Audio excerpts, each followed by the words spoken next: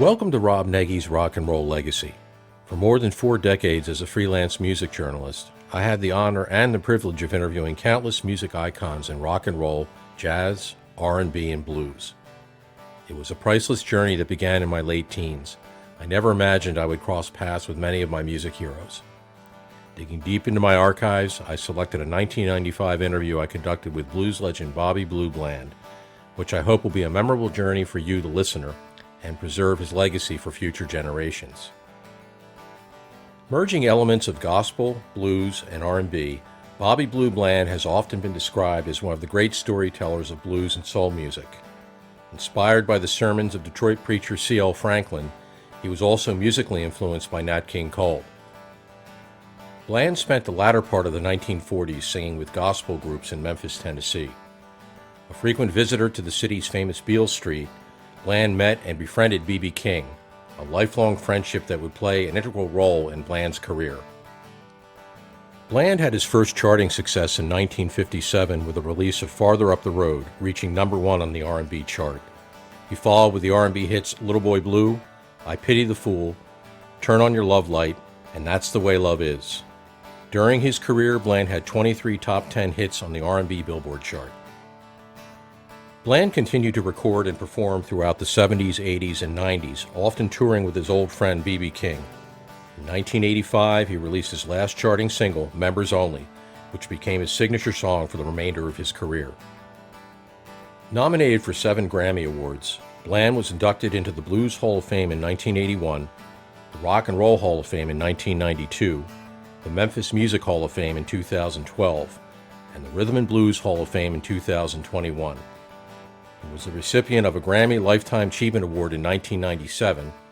In 2023, Rolling Stone magazine ranked Bland as number 163 on its list of the 200 greatest singers of all time.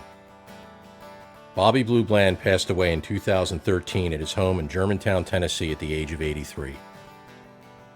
You're about to hear an unscripted, never-before-broadcast interview I conducted with Bland in 1994, prior to his opening set on a B.B. King concert tour. For your listening pleasure, I give you the late Bobby Blue Bland. Do you have any new albums that you're working on? Who are you recording with? We're in the studio.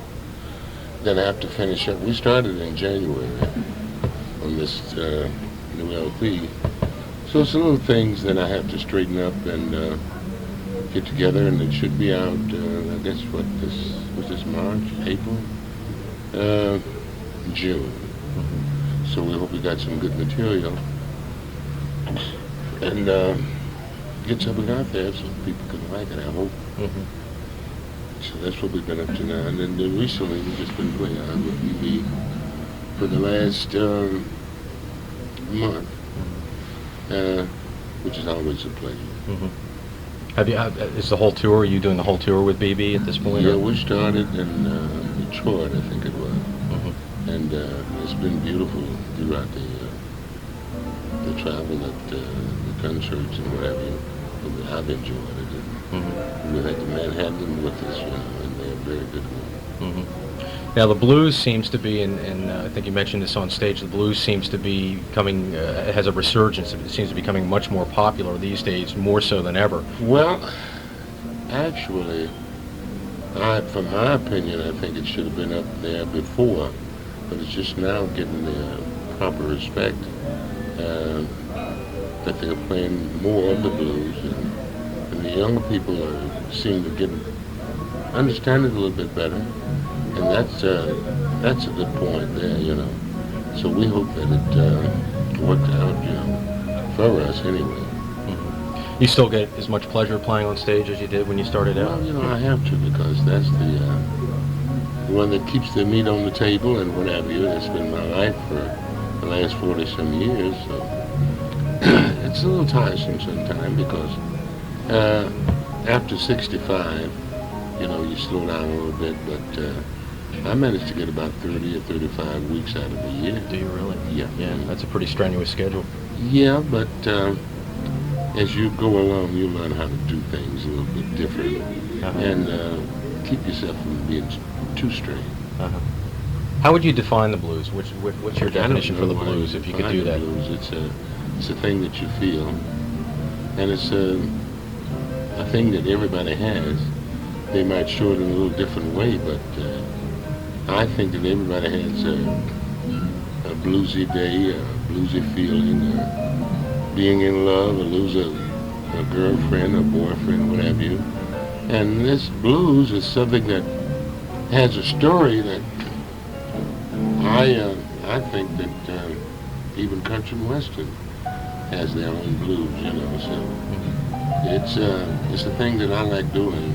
Stories I like telling because basically, more or less, it's some of the things that I've already experienced and been through myself. So I know that anybody else have some type of feeling and have a different way of explaining it. Mm-hmm. Do you feel like artists like the Rolling Stones and Eric Clapton, people like that, that I'm sure you have great respect for, do you feel that they owe you a debt of gratitude for what you've been able to do? Mick Jagger is a friend of mine, and we have a lot of things that we talk about whenever he have a chance to come out. And he do come out to see us in New York and Texas and Kansas City and what have you. And Clapton is a follower of B.B. King naturally, but he's a person that has put a lot into blues also from the white perspective. How would you like to see, in the scheme of music, where do you see Bobby Blue Bland being placed in the progression of I don't know, of music? actually. I just want to stay healthy and stay out here as long as I can because this is something that I love, and I couldn't retire until the man upstairs said it's time to go, or whatever, you know. Right. So I love what I'm doing, and I love people. I love the ones that love the music and show their respect to this, and that's been part of my life. And also with a person like B.B. King, it's a pleasure to always work with him because I started like in 49, traveling different little country places, but he's always been the gentleman that you see now. No changes, whatever the money come up, it's no big head or whatever. He's just a beautiful person, and I like to travel in that kind of company, you know. One thing I noticed, and I interview a lot of blues artists, I noticed that you seem to be very appreciative of giving someone like myself an interview. Anytime somebody wants to meet you, you make yourself available. Why not? Because it's so nice for you people to come out. Take your time to come out and get this information because it helps us a lot, you know, that you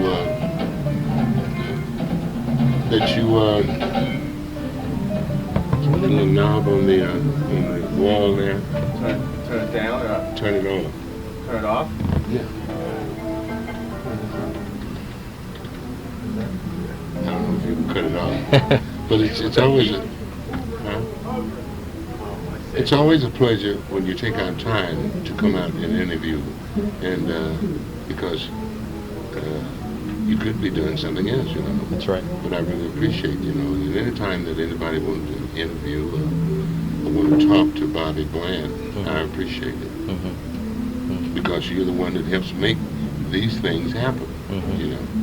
When you have something nice to write about, and you don't go home with no malices or anything like that in your heart, you know. You say, well, okay, I got B.B. King and Bobby Bland. Man, what a show. That's right. Hey, and that, you know, that's a tribute to anybody that is in the performing business. That's true. That's true.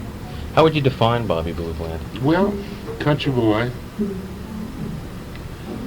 I grew up in the rural, and I wouldn't take anything for it because the city life I didn't get a chance to see until around 47. My mother moved us to Memphis, and I started working at Bender's Garage, you know, parking cars or whatever.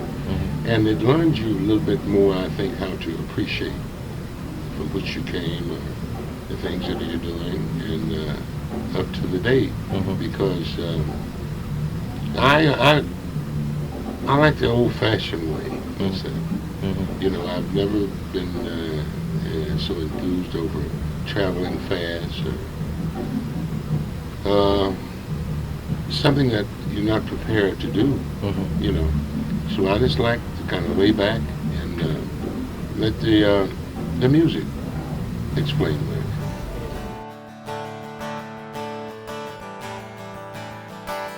Sensing he was guarded, I was intimidated when I first sat down with Bobby. I did my best to make him feel at ease, and we had a great conversation. I sat in awe as I listened to this iconic artist walk me through the highlights of his fantastic career. I was honored when he went out of his way to acknowledge his deep appreciation for my time and my desire to share his story. Thank you for taking a walk with me down memory lane. I look forward to our time together next week when I present an interview I conducted with music legend Denny Laine in 2019. Until next time, peace, serenity, and blessings.